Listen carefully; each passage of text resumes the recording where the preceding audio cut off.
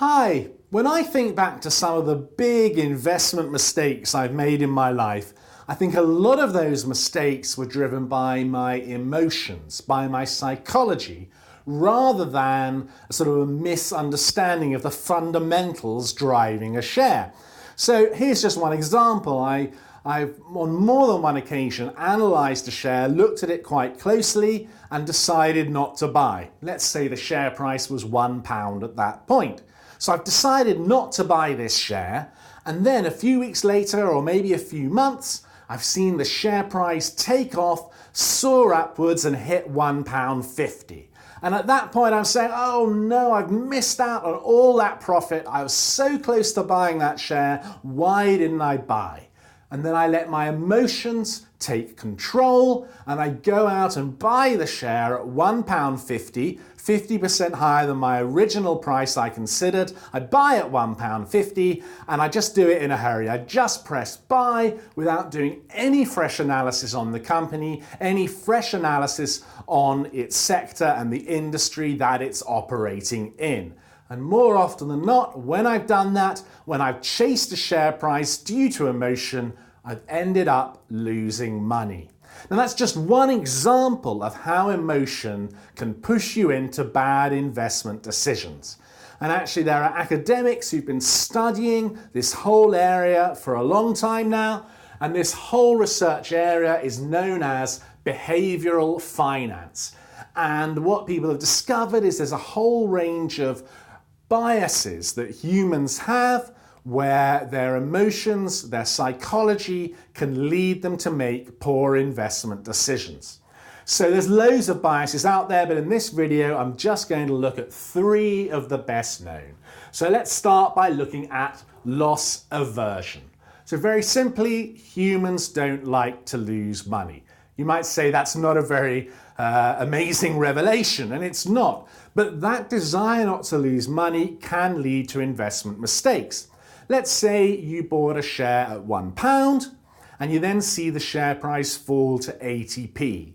The natural human reaction is to say, I'm not going to sell at 80p because I don't want to sell at a loss. I want to make a profit. So instead of selling at 80p, you sit there, and if things go quite well, eventually the share price goes back up to £1 or maybe a bit higher, and you sell your shares at £1.2p and you say, great, I didn't sell at a loss, I've made a small profit, all is well.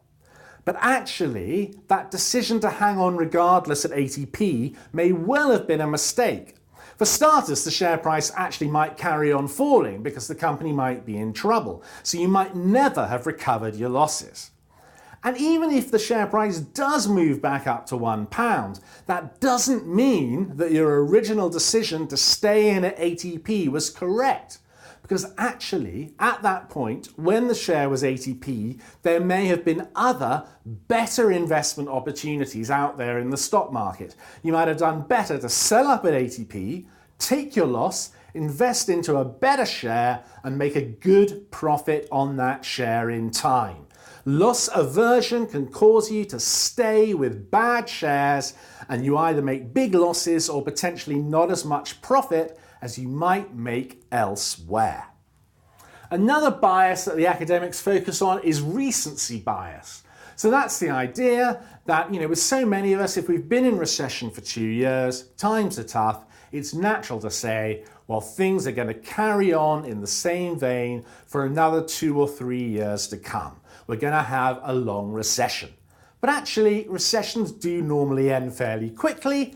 And if you buy shares in the middle or towards the end of the recession, you'll often make big profits. Remember, whatever the situation is now, don't assume that it will carry on the same way forever. That's what the human psychology expects, but experience and history suggests that actually it's different. That's not how things pan out. The final bias I'm going to look at is anchoring. And this is where you anchor your whole decision to invest on one particular fact to the exclusion of all else. Think back to the example I gave at the beginning where I talked about buying at £1 and the share price whizzes up to £1.50. If I buy at £1.50, I may be anchoring my decision purely on the one fact that there's been a big surge in the share price in the last couple of months. That anchoring on one fact may mean you don't look at all the other facts that are out there, all the fundamentals of the company that are out there, and you make a poor investment decision. Another example of anchoring is where, as with ASOS recently. So ASOS a few months ago, it's the online retailer, its share price was £70. It's now about £24. You might say, well, wow, it was at £70 a few months ago, £24 must be a bargain, I'll buy in now. So you're anchoring your whole decision on the fact that the share price was much higher 6 months ago. But that doesn't mean ASOS is going to be a good investment. There are all sorts of reasons to suggest that ASOS actually may be a bad investment at the current share price of 24 quid. The circumstances of the company may change, its fundamentals may change, or the market may be just focusing on different issues. Whatever the rationale, just anchoring your decision on one fact, where the share price was 6 months ago, may lead you to investment disaster. Now, as I said at the beginning, behavioral finance is a big area. There's loads of other biases out there that the academics have discovered that may be triggering poor investment decisions.